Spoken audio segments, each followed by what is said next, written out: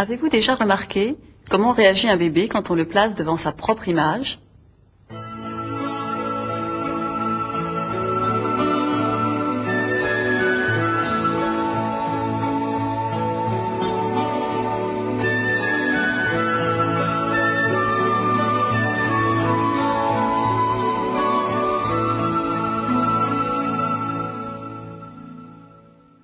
L'enfant n'aurait pas conscience, dès les premiers temps de sa vie, que son corps est un tout bien délimité, intégrant ses différentes parties, et qu'il est bien distinct du monde extérieur.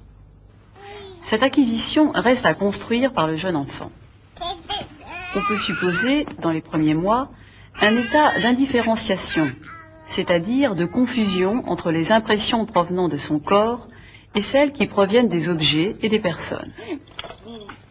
Ce n'est pas parce que l'enfant se regarde dans une glace et s'intéresse à son image qu'il est conscient de son corps. Ces enfants manifestent d'ailleurs devant leur image des réponses sociales d'approche, comme taper dessus, l'embrasser, comme s'il s'agissait pour eux d'un tout autre enfant, d'un partenaire avec lequel entrer en contact, et non de leur propre image. Comment se développera chez l'enfant l'expérience du schéma corporel ou notion du corps propre? La maturation du système nerveux est indispensable pour que l'enfant opère une liaison entre les sensations externes et internes. L'influence de l'autre est également fondamentale. La mère, notamment, dans ses contacts quotidiens avec le corps de l'enfant, lui transmet, par l'intermédiaire de la peau, des informations diverses, par ses caresses et par le déplacement du corps et des membres du bébé pendant le bain, la tétée, le change. On pense que ces contacts aideraient l'enfant à saisir la notion de limite, d'enveloppe corporelle. Ces situations sont aussi des occasions pour l'enfant d'explorer le corps de l'autre. L'enfant va en extraire des données visuelles, auditives, tactiles, qui devront être intégrées avec celles qu'il extrait aussi de son propre corps. Un moyen privilégié de cette connaissance est l'imitation des gestes d'autrui. Ici, le geste de tirer la langue est imité par l'enfant. Il est essentiel de comprendre que la conscience corporelle, qui est un aspect de la conscience de soi, sera construite en liaison avec la connaissance de l'autre. L'apport du langage est également important. Lorsque la mère dénomme les parties du corps du bébé, elle contribue à leur identification par l'enfant. Un autre facteur est l'activité motrice spontanée. Elle permet à l'enfant de tirer lui-même des informations de son propre corps.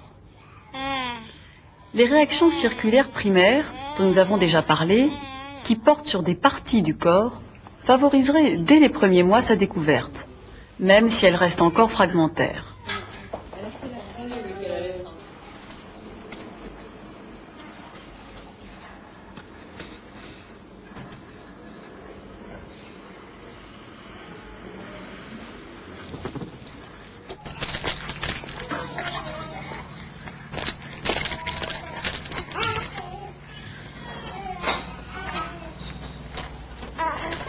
Au cours de telles activités, l'enfant doit rassembler et coordonner entre elles des informations concernant son propre corps, des impressions proprioceptives, notamment musculaires, articulaires, et aussi des données extéroceptives, tactiles, auditives, visuelles. En d'autres termes, il lui faudra unifier les différentes sensations du corps qu'il voit avec celles du corps qu'il peut sentir ou palper. Les manipulations d'objets extérieurs constituent un autre mode de recueil d'informations sur le corps. Elles peuvent faire jouer, par exemple, la sensibilité de la zone buccale.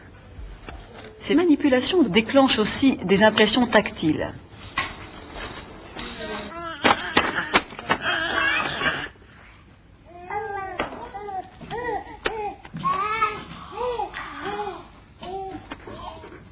Elles peuvent solliciter la sensibilité des articulations, comme ici celle du poignet.